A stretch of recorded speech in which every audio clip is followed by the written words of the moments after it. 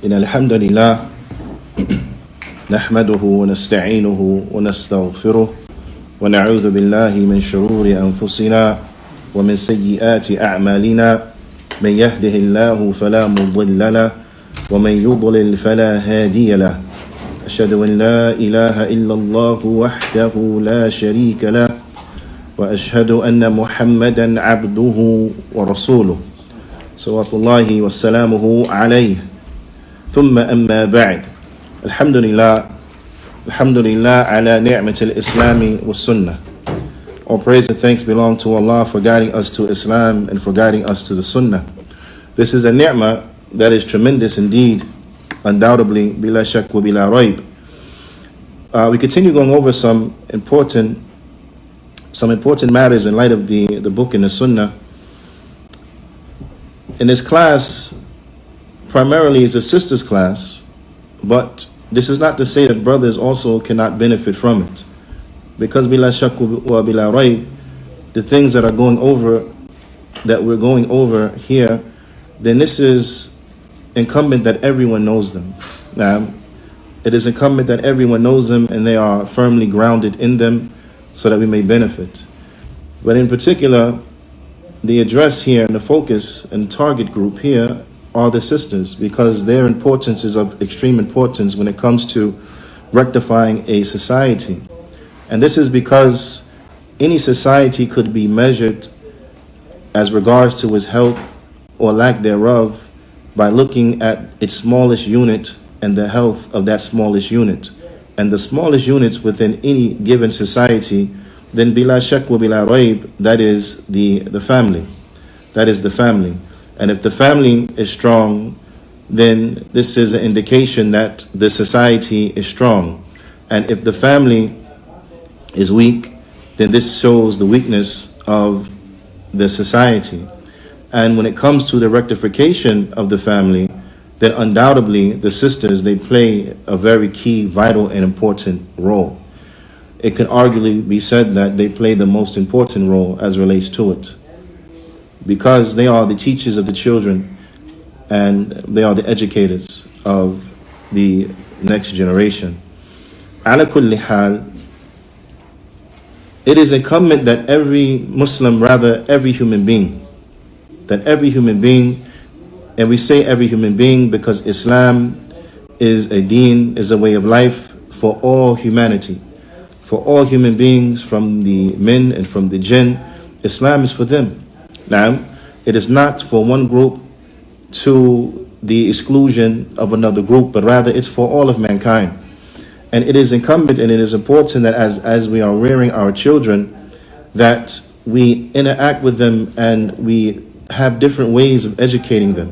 From those ways is to educate them via Q&A, questions and answers. Now, that we'll ask them a question and then teach them the answer, so that the next time we ask them the question, then they know the proper answer. Because when it comes, every Muslim, male and female, they have to know three very important matters. Those matters are ma'rifatul abd rabbah, that an individual has to know who his Lord is. He has to know who is his Lord. Wa ma'rifatul abd deenahu, and an individual, they have to know what is their religion. وَمَعْرِفَةُ الْعَبْدِ نَبِيَّهُ مُحَمَّدًا صَلَّى اللَّهُ عَلَيْهِ وَسَلَّمَ, and everyone, they have to know who is their prophet. Now, so we should teach our children amongst this manner, asking them, who is your Lord? To which, of course, they will respond by saying, Allah. And then we should ask them, who created you? And they will respond by saying, Allah. And then as we go into the park, or to the beach, or to what have you, that we point out to our children and we reinforce this lesson to them by asking them, for example, who created this shell? And of course, Allah. Who created the birds, the seagulls, and the like? They will say Allah. Who created the ocean? They will say Allah. So on and so forth. Now, so as to reinforce this within our children, and this is something that is a very good exercise that we should employ when it comes to our small children. Now, and of course, this is more specific, or this is being said to the women more so, we should say, because typically they spend more time with the children. So their reinforcing of these things, it will be of greater value than the limited time that most fathers have. However, this is not to say that the fathers are off the hook and they have no responsibility as relates to this, but no, rather the father should strive to educate his family. He should strive his earnest and his best to educate his family and point them to those things that will benefit them. Strive his earnest to educate his family and to show them and to point them away and deter them from those things that will hurt them, those things that will harm them. This is a very important, very important responsibility that is on every Muslim man, every Muslim woman. Ala kulli hal, we are still talking about what are the conditions for La ilaha illallah. Now, we have completed the meaning. What is the meaning of La ilaha illallah? This tremendous statement by way in which an individual will enter into Islam. This kalima that is a kalima that is baqiyah, it is a kalima that remains, as we have been informed after our father Ibrahim alayhi salatu wassalam. Our father Ibrahim alayhi salatu wassalam, he called the people to La ilaha illallah. And Ibrahim is how we say Abraham in Arabic. Now, the father of what they say, the father of the monotheistic religions. But likewise, those prophets and messengers that came before Ibrahim, they also called their people to La ilaha illallah, from the prophet Nuh or Noah, and the like. They called their people to La ilaha illallah. And all of the prophets after Ibrahim called their people to La ilaha illallah. So the prophet Musa or Moses, alayhi salatu wassalam, he called his people to La ilaha illallah. The prophet Isa, Jesus, he called his people to La ilaha illallah. And likewise, the final prophet and messenger Muhammad sallallahu alayhi wasallam, he called his people to La ilaha illallah. So it's incumbent that we understand what is the meaning of this. As Allah subhanahu wa ta'ala, he tells us inside of his noble book, وَمَا بَعَثْتُ وَلَقَدْ بَعَثْتُ فِي كُلِّ أُمَّةٍ رَسُولًا أَنْ اعْبُدُوا اللَّهَ وَاجْتَنِبُوا الطَّاغُوتَ. And verily we have sent to every nation a messenger saying and proclaiming, worship Allah alone and stay away from the false deities.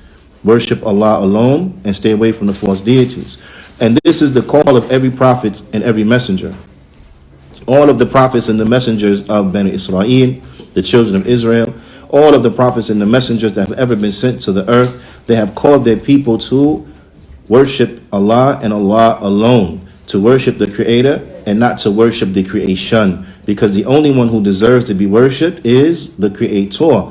And hence it goes back to the meaning of La ilaha illallah, La ma'buda bihaqqin illallah, that none has the right to be worshipped in truth except Allah. So by that, this is the covenant that the believer takes, where they acknowledge and they testify to the fact that all forms and all acts of worship, then they belong to the Creator. They belong to Allah and to Allah alone. And that there is no one or no thing that has any portion or deserves anything as relates to worship. Whether that thing is a prophet, or whether that thing is an angel, or whether that thing is a rock, a stone, a tree, celestial body, so on and so forth. All of the worship belongs to Allah and Allah alone. So our fasting is for Allah.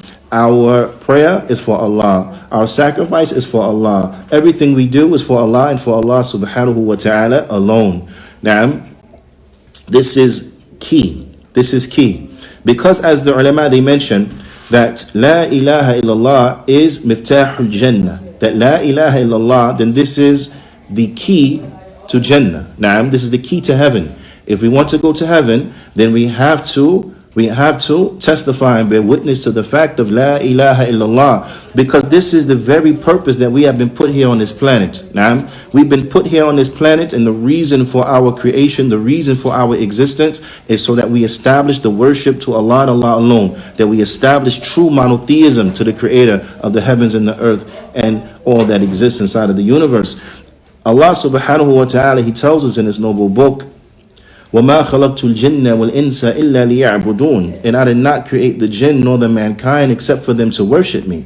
Now, this is the purpose of life, that we establish worship to Allah and Allah alone. This is the purpose of life, that we adorn ourselves with the true way of life that Allah has revealed to mankind inside of, throughout all of the books All of the books that were revealed to the prophets and the messengers, Allah subhanahu wa ta'ala, He was calling human beings at those particular times and eras inside of this world to worship Allah and Allah alone. They were being called to Islam because every single prophet, every single messenger, then they were a Muslim.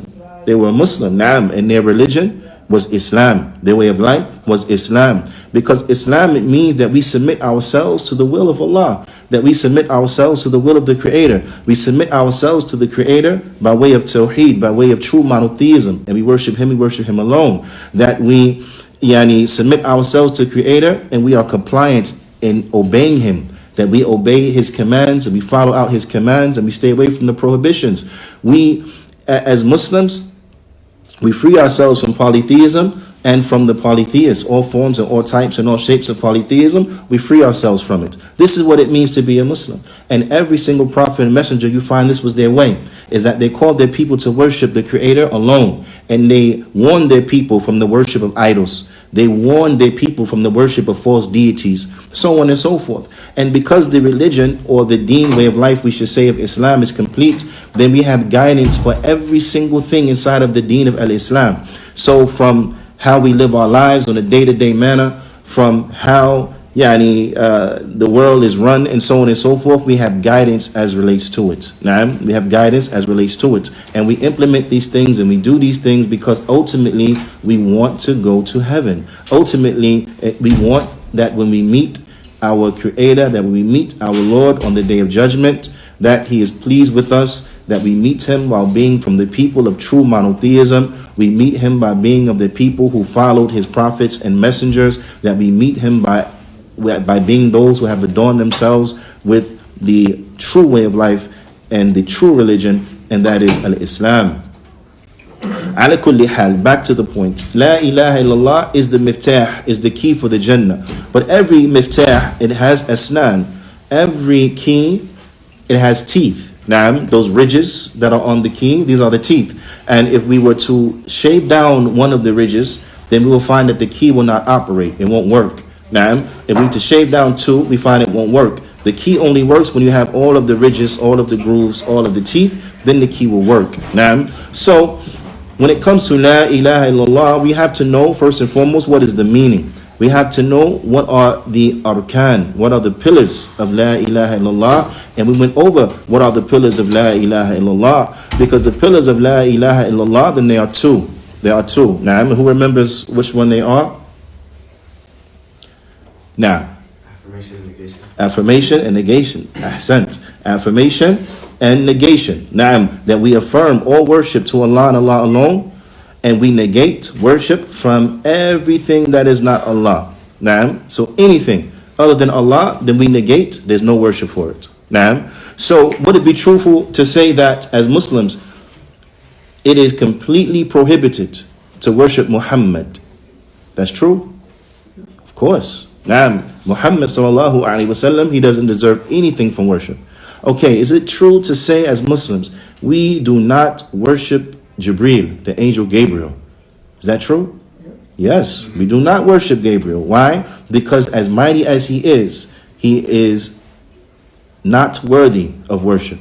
Nothing from worship belongs unto him, because he is a slave of Allah. He worships Allah subhanahu wa ta'ala.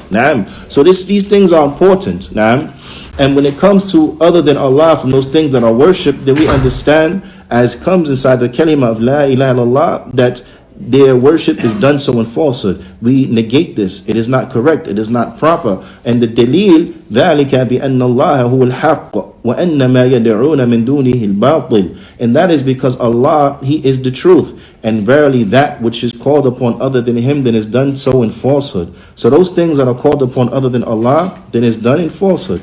Whereas the only one who is worshipped in truth, then it is Allah subhanahu wa ta'ala. All of these are from the keys of La ilaha illallah. Likewise, there are conditions that are also from the keys of La ilaha illallah, that if we do not fulfill these conditions, then our utterance of the statement of La ilaha illallah, then it will not benefit us. So these also, all of this are very key, important things that the mothers in particular have to, one, be upon themselves. They have to be firmly grounded in these matters. And two, they have to convey this to their children, teach their children. They're starting from a very early age, a very early age. And do not underestimate the intelligence of children. Children, they, many cases, can do a lot more than we perceive. Now, they're a lot smarter a lot of times than we may recognize. Children are very smart. They watch very well, and they pick up lessons even when we don't think we're teaching them lessons. Now, so it is incumbent that we don't underestimate their intellectual capacity, and that we teach them from a very, very early age the true belief. Who created you? And have them say, Allah. Who created the tree? They will say, Allah. So on and so forth. Where Allah? They will point up. Ar-Rahman al-Arsh istawa. The most beneficent is above his throne. From an early age, you can teach children these things. Now, ala kulli hal, from the conditions that we also have to not just teach, but instill inside of our children and inside of ourselves if we truly want success, now, is that we have to teach them that La ilaha illallah, it has conditions. The first of those conditions is ilm, is knowledge. Because if they don't have knowledge of what La ilaha illallah means, then how will they benefit? Now, they won't be able to benefit, and they won't be fulfilling the command of Allah subhanahu wa ta'ala. As Allah ta'ala, He says, فَعْلَمْ أَنَّهُ لَا إِلَهَ إِلَّا اللَّهِ, and know, have knowledge that nothing has the right to be worshipped in the truth except Allah. So Allah commands us to have knowledge about this. Allah commands us to know, to seek, to study. Now, so if our children are unaware of how to say it, and if they are unaware of its meaning, then how can they ever properly believe in it? كَيْفَ تُؤْمِنُ بِشَيْءٍ تَجْهَلُ. How can you believe in something that you're ignorant of? It's impossible. You will not be able to do it. Now, so the first condition from the conditions of La ilaha illallah is ilm. Ilm bima'naha. Then we have to know its meaning. Now, we have to know its meaning. Nafyan wa ithbatan. We have to know its meaning, and that it negates and that it affirms. That it negates and that it affirms. Na'am. Al-munafi li-jahl. The type of knowledge that will negate ignorance. Now, a type of knowledge that will negate ignorance. So we say that we have ilm in it as such that we cannot be categorized as being ignorant of it. Now, that makes sense? That we have to know what is the meaning of La ilaha illallah. And of course, like everything else in the religion, dalil, what's the proof? The proof was the aforementioned ayah from Surah Muhammad, and it's verse number 19. So sisters, this is a verse that you have to get down. So that's Surah Muhammad, and it's verse 19. And on the homework, bidnillahi ta'ala, all of these would definitely be on the homework to provide what are the conditions with their proofs and evidences. Now, with the proofs and evidences, and in particularly the proofs and evidences that were mentioned here in this class. Now, wait. So Surah Muhammad, verse 19. Allah Ta'ala, He says, فَعْلَمْ أَنَّهُ لَا إِلَهَ إِلَّا اللَّهِ. And know, have knowledge, now, that none has the right to be worshipped in truth except Allah. And it comes a hadith عن عثمان بن عفان رضي الله تعالى عنه وأرضاه قال رسول الله صلى الله عليه وسلم من مات وهو يعلم أنه لا إله إلا الله دخل الجنة. And it's hadith sahih, rawahu Muslim. The Prophet sallallahu alaihi wasallam, he said, as it comes in hadith Uthman, where he said that the Prophet sallallahu alaihi wasallam, he said, whoever dies, man mata, whoever dies, وَهُوَ يَعْلَمْ, whoever dies and he knows, meaning he has ilm, he has knowledge. Now, it's important to understand this. To know something means that you implement it. Now, to know something means you implement, you have knowledge. Because if you're aware of a certain thing and you go against it, then that's tantamount, and that equals ignorance. Now, so what it means that you know, it means this person, he knew that none has the right to be worshipped in the truth except Allah, and they worship, and they did not worship anything else. However, the shahid here is the kalima ya'lam. This is the wajh istidlal. Here is the phrase ya'lam, that they have knowledge. Because the first condition is that we have knowledge. Now, so if you look to the verse, it says fa'lam, have knowledge. It commands us to have knowledge. If you look to the hadith, it says huwa ya'lam, and he has knowledge. That whoever dies and he has knowledge that none has the right to be worshipped in truth except Allah, dakhal al-jannah, then they will enter into the Jannah. Now, that makes sense? So ilm is a must. Having knowledge of this, it is a must. It is incumbent that we have knowledge of this. And this is why these things are tremendously important, that we teach our children these things. Now, and I want everyone to do their own evaluation. Do a self-evaluation. Look at your family. Now, before that, look at yourself. Look at yourself and to see, do you know the meaning of La ilaha illallah? Do you know the conditions of La ilaha illallah? Do you know the pillars of La ilaha illallah? Ask yourself these things first. Because al-faqidu shay la yu'ti, the one who's deprived of something, they won't have the ability to give it.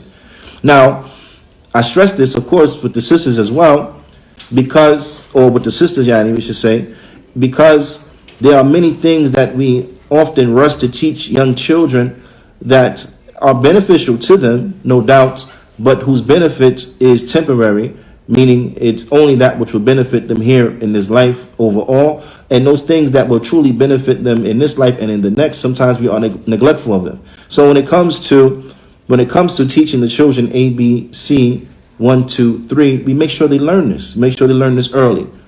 A for apple, B for boy, Juyaanee, C for cat, so on and so forth. We make sure they learn these things early, and we put a lot of time and effort into teaching them the likes of these things. Now, I'm not discouraging that, because that's very important and is very beneficial in the life of a human being. However, to do that and not teach them the likes of these things, who is their Lord, to do that and not teach them the meaning of La ilaha illallah, to do that and not teach them, Juyaanee, how to properly say La ilaha illallah, and so on and so forth, is a tragedy. Because these things are that which will help them here in this life and in the next life. It will help them here in the dunya and in the akhirah.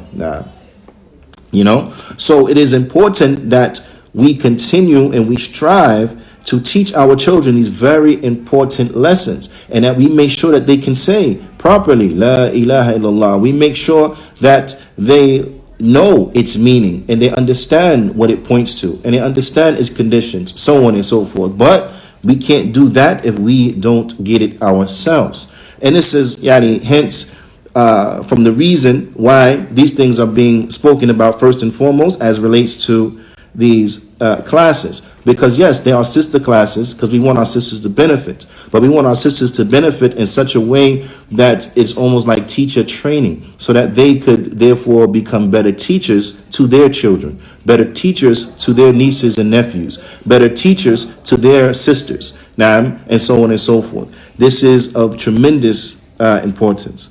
The next condition is yaqeen, that a person has to have certainty.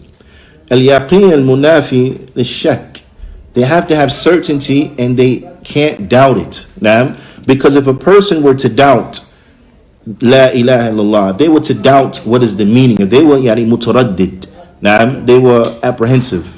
I think it's true, but I don't know. I think this is the meaning, but I'm not sure if that's true or not, and so on and so forth. Then it won't benefit them. If they come to it apprehensively, if they come to it and they have doubt, then it won't benefit them. But they have to have yaqeen, they have to have certainty. Because when a person, a belief that is true is that which is certain. You have no doubt about it. That when it comes to who deserves to be worshipped, Allah, a person doesn't doubt and say, well, I don't know, maybe the moon, maybe, I don't know, maybe a tree, maybe a cow, maybe. No, maybe. Those things do not deserve worship. Allah deserves worship alone. That's it, alone. So we have to be certain about it. And if a person doubts La ilaha illallah, then it won't benefit him. It won't help. It won't benefit him at all. But they have to have certain knowledge of it. And what is the proof of this? Allah subhanahu wa ta'ala, He says in His noble book, and this is in Surah Al-Hujurat in His verse 15. So again, Surah Al-Hujurat in His verse 15. Sisters, there are masahif on your side. I believe some translations of the noble Quran there as well. If you have time, or the app on your phone, whatever the case is, turn to the verse so you can look at it as we go through it. Bi'idhnillahi ta'ala. Allah Ta'ala, He says, إِنَّمَا الْمُؤْمِنُونَ الَّذِينَ آمَنُوا بِاللَّهِ وَرَسُولِهِ ثُمَّ لَمْ يَرْتَابُوا. That verily the believers, they are those. Let's go back. Verily, because this is the same word, innama. Naam, like we took in Hadith Arba'een, like we took in the like we took in the 40 Hadith class, right? And remember we said that innama is a word that is restrictive, right? It is a word that is restrictive, meaning that you understand from it only, right? Like in the ayah, innama mu'minun al-ikhwa, that verily the believers, they are only brothers. Naam, they're nothing else, they're brothers. Naam, which is a tremendous thing. But we understand that only part from innama. Just like in the hadith, innama al-a'malu bin niyat, that verily actions are only but by their intentions. They're only by their intentions. That's it.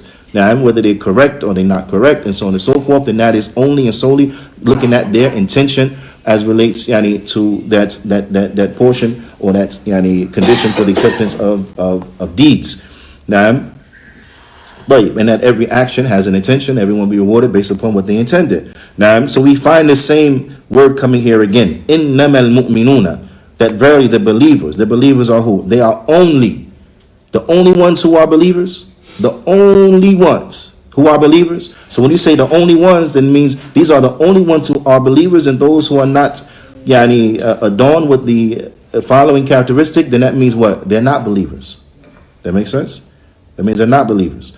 So Allah Ta'ala, He says that verily the believers, they are only those who say, the believers are only those who believe, they're only those who believe in Allah and in His Messenger, and then they have no doubt. Lam yartabu. Then they have no doubt. Naam, lam yartabu.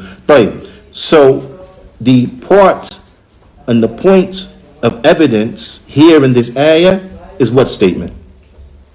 Remember, to establish certainty.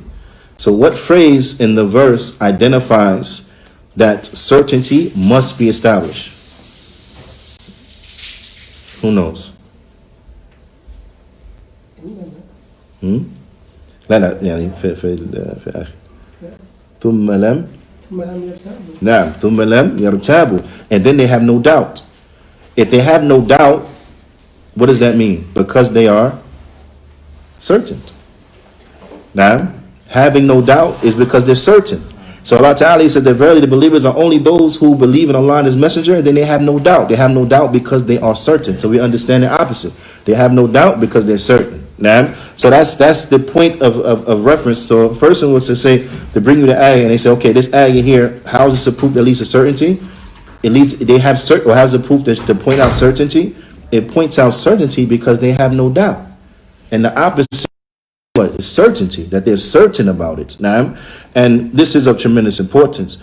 The takeaway is that, and also to show us how, for those who are interested and concerned with benefiting, is that the believers are only these ones.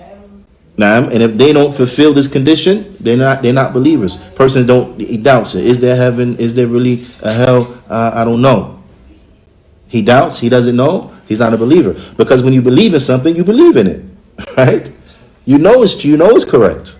There's no doubt about that. You know it's correct. Now, does Allah exist? There's no doubt about that. Yes, of course. Now, does Jannah exist? Yes, of course. Does the hellfire exist? Yes, of course. Yeah, that's why we do what we do. That's why we pray. That's why we do things that Allah loves and is pleased with. Why? Because we want to go to Jannah. We don't want to go to hell. We want to go to heaven. We don't want to go to hell. Now, this is why we live the lives that we live, while we're nice and kind to animals, while we're kind to other human beings, while we establish everyone's rights, while we're kind to our parents, so on and so forth. Now, we love our parents, no doubt about that. Now, we love human beings, and people love animals and so on and so forth, but that is not the motivating factor. The motivating factor is because Allah commanded us to give everyone who has their rights. Allah commanded us to be good and dutiful to our parents. Allah commanded us to be dutiful to other human beings and treat them appropriately. Allah commanded us to be dutiful to the animals, to be kind to the animals. Allah commanded us to be dutiful to the roadways and so on and so forth, and to not throw pollutants and things that may harm people inside of the walkways. Now, so all of these things from our conservationist spirit of not polluting and taking care of the earth, right, to being good to our parents, to establishing rights, to giving charity, so on and so forth. All of these things are taught to us in the deen of al-Islam, because these are things that Allah has commanded us to do. These are things that Allah loves and that Allah is pleased with. So when an individual is concerned about pleasing their Lord, and they have yani God consciousness, as they say, yani muraqaba in Arabic, meaning that they live their lives in such a way that they acknowledge and they know Allah is watching them.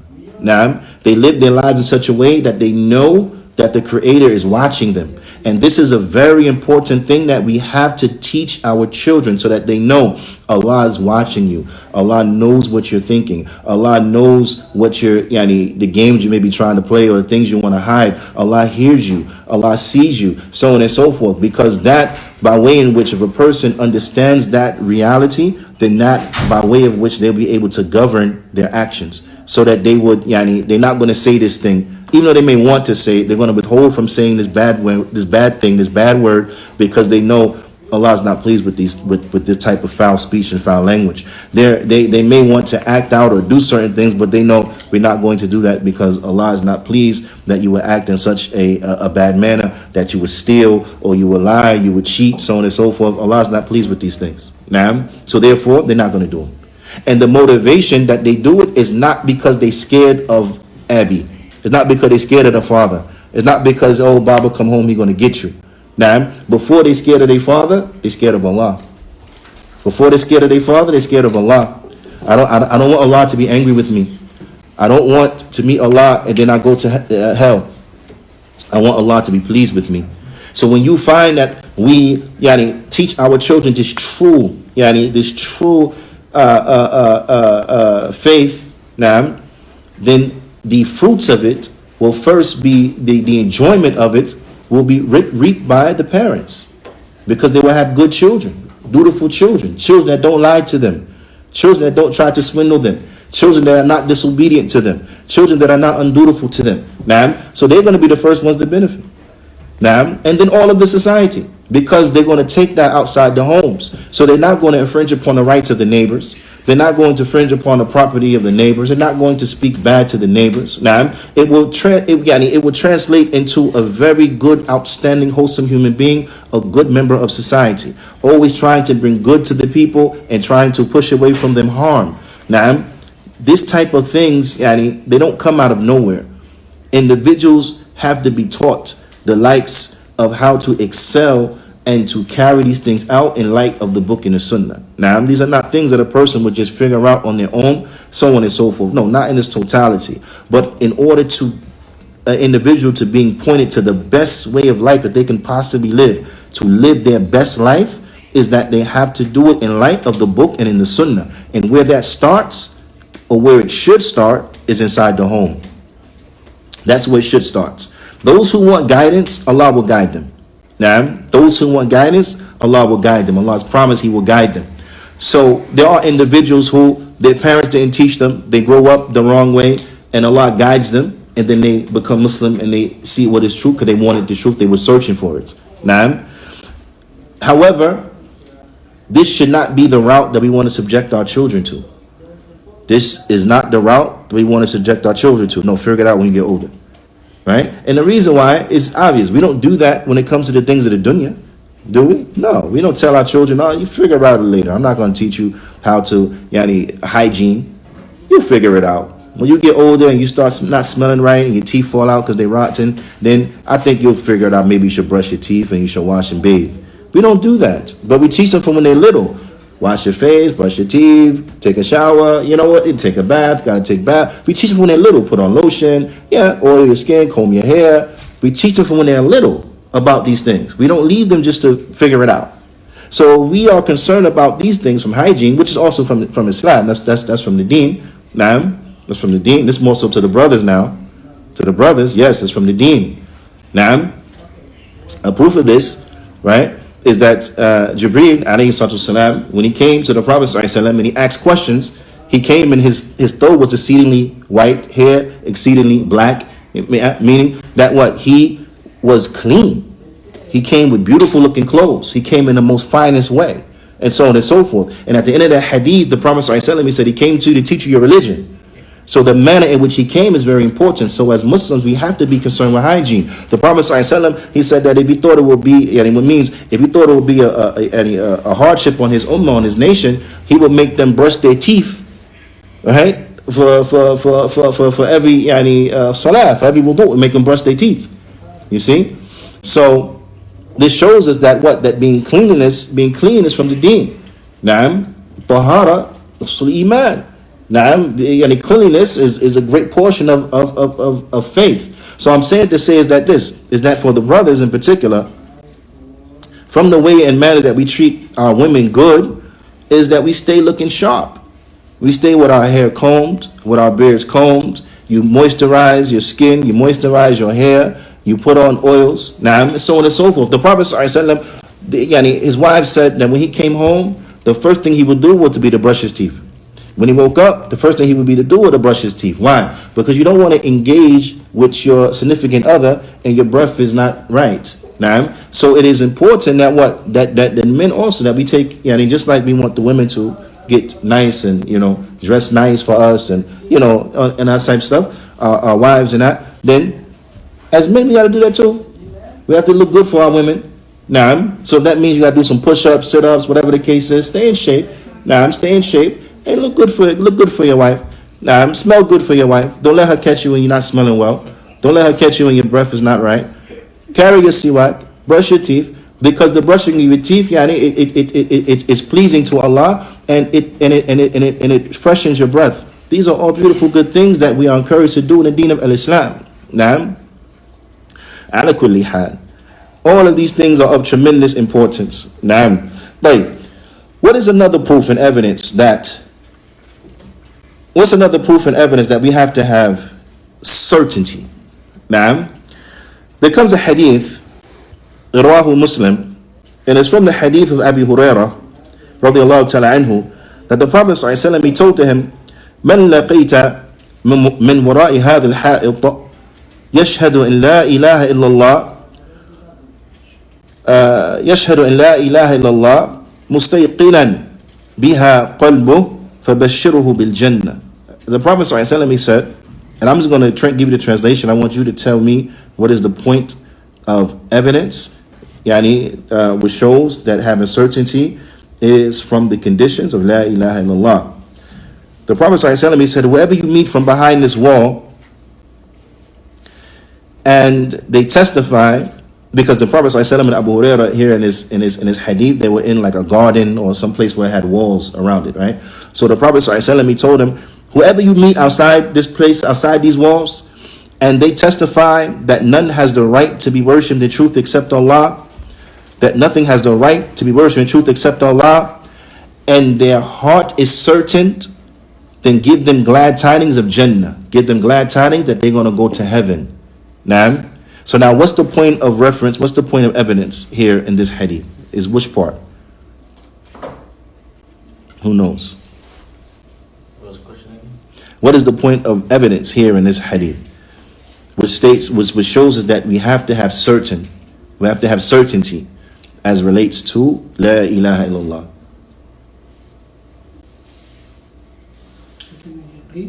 That their heart has what? Their heart is certain, right? That whoever you meet behind this wall and they say La ilaha illallah, they testify, yashhadu an la ilaha illallah. They testify that none has the right to be worshipped in the truth except Allah. So that right there shows us what we're talking about. That we're talking about the shahada. That whoever says La ilaha illallah, right? Right. And then the Prophet ﷺ, he said that their heart is certain as relates to it. They say it and the heart is certain. Because to testify to it and your heart's not certain, it doesn't help. It's not going to benefit you. But you have to testify to it, and your heart has to have certainty as relates to it.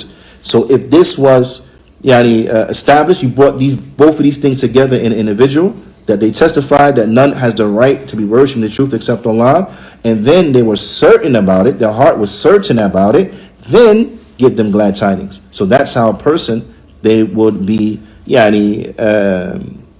they would benefit from it. نعم فاشترط في دخول القائل فيشترط في دخول القائل في الجنة, that the person that says it, in order for them to enter into the Jannah, the Prophet ﷺ made a stipulation that their heart has to be certain, مستيقنا به أو بها قلبه, that his heart has to have certainty as relates to La ilaha illallah. So it's a type of certainty that negates doubt.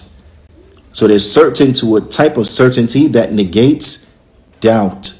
Now, and this is of tremendous importance and things that we have to instill inside of our children from an early age, especially when you let them out into the world and go amongst the wolves, as they lack for a better term, as they say, because sometimes when they're not properly educated, when they don't have the proper rearing, the proper Islamic education, they start to have doubts. They start to have doubts. They start to become confused. They have doubts about their religion. Anybody who you come and they say they have doubts about Islam, 9.5 times out of 10, let's say no, 10 times out of 10, they have doubts and they're ignorant. They're ignorant with the type of ignorance that is easily removed with knowledge. But because they don't have that knowledge, they have these doubts. So it is incumbent, if we want to save our children, our families, ourselves from falling into the likes of these doubts, then we have to have knowledge. Because when you have knowledge and the doubt comes, you can easily remove the doubt with the knowledge. But when you don't have knowledge and the doubt comes, the doubt might take you out. Because now you don't know. You don't know what to say. You don't understand. So it is incumbent that we prepare our children so that they are certain and they have no doubt as relates to it.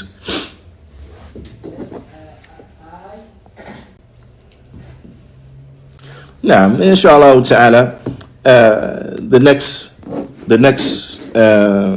condition is the condition of acceptance, that we have to accept it. Now, because if a person knows the meaning, they don't have doubt as relates to what the meaning is and what it points to, but then they don't accept it. Now, would it benefit them? And of course, the answer is no. It won't benefit them. Now, we'll get more into that in the next class, inshallah ta'ala. But for now, a proof to show us how it didn't benefit because they wouldn't accept it was like Herakl. Now, the emperor of Rome, the one that was ruling. And when the caravan came through from the Quraysh and he questioned them about the Prophet sallallahu alaihi wasallam, hadith Herakl, he knew, he had knowledge, and he knew certainty. He wasn't confused about it. He knew that the Prophet sallallahu alaihi wasallam was the Prophet. He was the messenger of Allah. But when he saw from his people that they will not accept that, and that he could not stay in his position of power and authority and riches. If he were to accept Islam, when he saw that they wouldn't go for it, then what did he do? He rejected. He never accepted Islam. So did it benefit him? No. He didn't accept it. Right? A very small example as well will be like if you're hungry, right? You're hungry, and you're gonna on the brink of dying from starvation, and then you get presented with food. And you get presented with water. And you say, I know that's food. I know is that it help me. I know that's water. I know I need to drink it. So on and so forth. And I'm certain about it. I have no doubt. I need to eat that food and drink that water. But then you push the plate away. You push the tray away and you don't drink it. Will you benefit?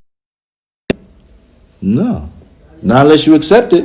Not unless you eat it. So just your knowledge of it and being certain about it is not going to help you if you don't accept it.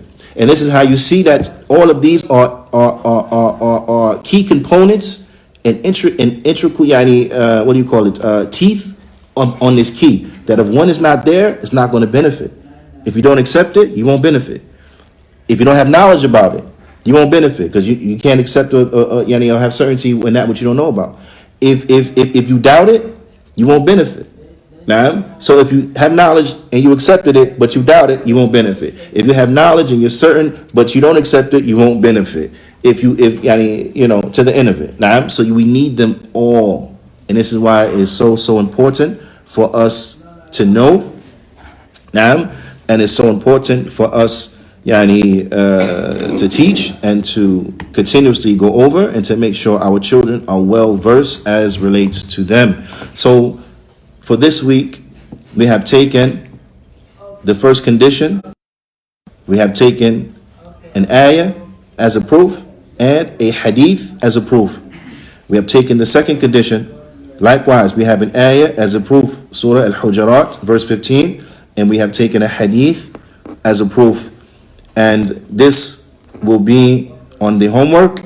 And as relates to the proofs and the evidences, when it comes to the ahadith, then you have to know who is the narrator, where it's collected, and what is the hadith. Now, who's the narrator, where it's collected, and what is the hadith. Now, and as relates to the ayah, then you have to know where it is contained, where chapter and verse. You have to know where it is, chapter and verse. Now, and all of this, bi'ithnillahi ta'ala, will be on the homework. And we'll save going into the third in more depth and detail to the next class. And that's what we'll pick up on, bi'ithnillahi ta'ala. فنكتفي بهذا القدر. وصلى الله وسلم على نبينا محمد وعلى آله وصحبه أجمعين وجزاكم الله خيرا. There is snacks and refreshments in the back, بإذن ta'ala. We encourage everyone to please enjoy and help yourself to the coffee, the tea, the pastries, and all the other stuff that is there back there. May Allah ta'ala reward each and every one of you tremendously. May Allah subhanahu wa ta'ala bless you. أسأل الله تعالى أن يوفقني وإياكم لما يحبه ويرضاه وأن يجعلنا مباركا حيث ما كنا وأن يجعلنا ممن إذا أعطي شكر وذو بطول صبر بإذن بستغفر فإن هؤلاء ثلاث عنوان السعادة. سبحانك اللهم وبحمدك أشهد أن لا إله إلا أنت أستغفرك وأتوب إليك. جزاكم الله خير.